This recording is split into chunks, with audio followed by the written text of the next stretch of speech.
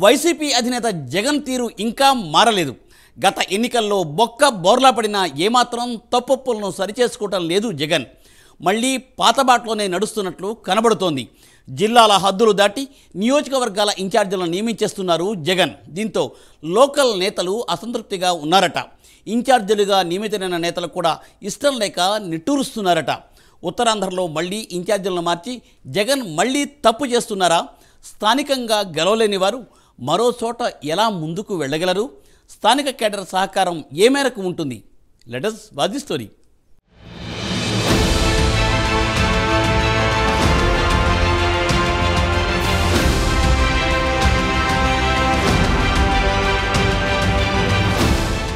జగన్ తప్పుల మీద తప్పులు చేస్తున్నారా అంటే తాజా పరిణామాలను చూస్తుంటే నిజమనే తెలుస్తోంది.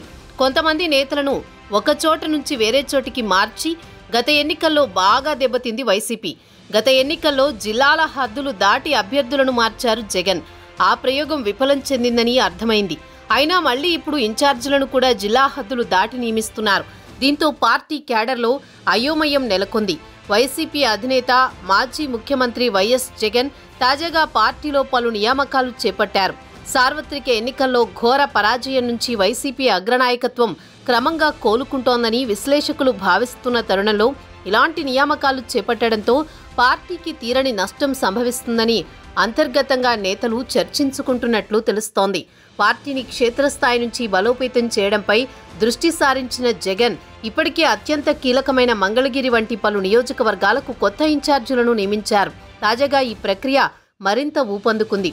కేంద్రంలో అధికారంలో ఉన్న ఎన్డీఏ సంకీర్ణ కూటమి వన్ నేషన్ వన్ ఎలక్షన్ కాన్సెప్ట్ను తెరమీదికి తీసుకువచ్చిన క్రమంలో దేశంలో జమిలి ఎన్నికలు జరగొచ్చంటూ వార్తలు వస్తోన్న నేపథ్యంలో ఇప్పటి నుంచే పార్టీ బలోపేతంపై వైఎస్ జగన్ దృష్టి సారించినట్లు తెలుస్తోంది.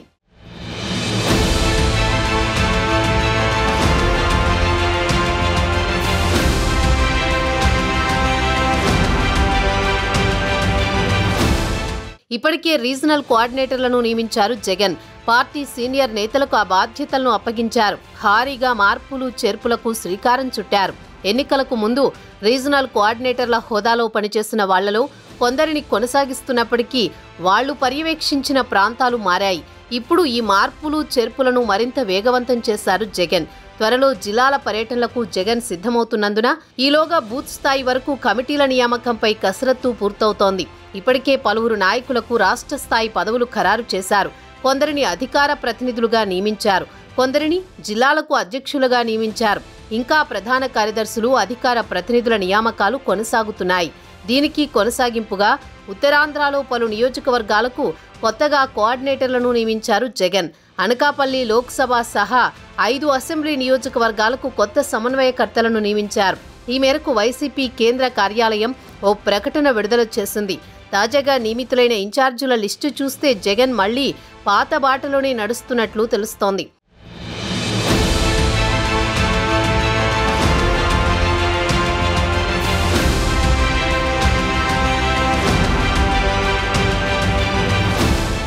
జగన్ కొత్తగా నియమించిన ఇన్ఛార్జీలను ఒకసారి పరిశీలిస్తే ముందుగా అనకాపల్లి పార్లమెంటు నియోజకవర్గ ఇన్ఛార్జిగా కరణం ధర్మశ్రీ నియమితులయ్యారు. గత ఎన్నికల్లో చోడవరం నుంచి ఎమ్మెల్యేగా పోటీ చేసి ఓటమి చవిచూశారు కరణం ధర్మశ్రీ. కరణం ధర్మశ్రీ గతంలో మాడుగుల, చోడవరంలో ఎమ్మెల్యేగా గెలిచిన నేపథ్యం ఉంది. ఇదే క్రమంలో చోడవరం అసెంబ్లీ నియోజకవర్గ బాధ్యతలు మాజీ మంత్రి గుడివాడ అమర్నాథ్కు అప్పజెప్పారు. గత అసెంబ్లీ ఎన్నికల్లో గాజువాక నుంచి పోటీ చేసి ఓటమి చెందారు అమర్నాథ్.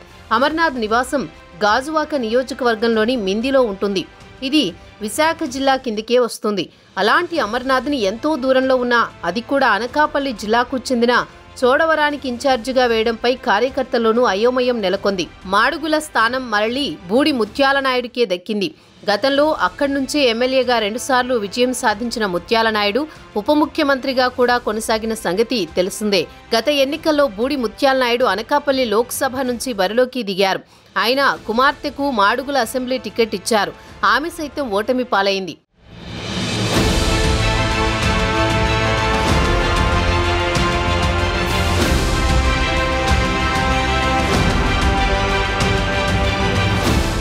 ఈ క్రమంలోనే మరో మాజీ మంత్రి అవంతి శ్రీనివాస్ రాజీనామా చేయడం వల్ల ఖాళీ ఏర్పడిన భీమిలి నియోజకవర్గ సమన్వయకర్తగా మజ్జి శ్రీనివాసరావు అలియాస్ చిన్న శ్రీనును నియమించారు.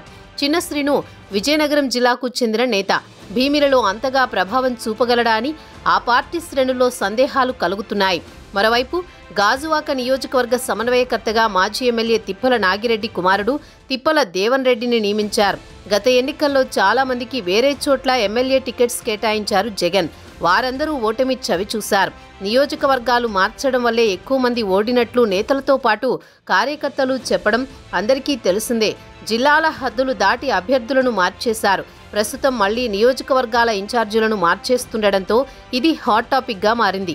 తమ సొంత స్థానం నుంచి వేరే చోట ఇన్ఛార్జిగా వెళ్లడం ఆ నేతలకు సైతం ఇష్టం లేదని తెలుస్తోంది. అయినా సరే అధినేత మాటను కాదనలేక తల ఊపుతున్నారని ఆ పార్టీ శ్రేణులు అంటున్నాయి.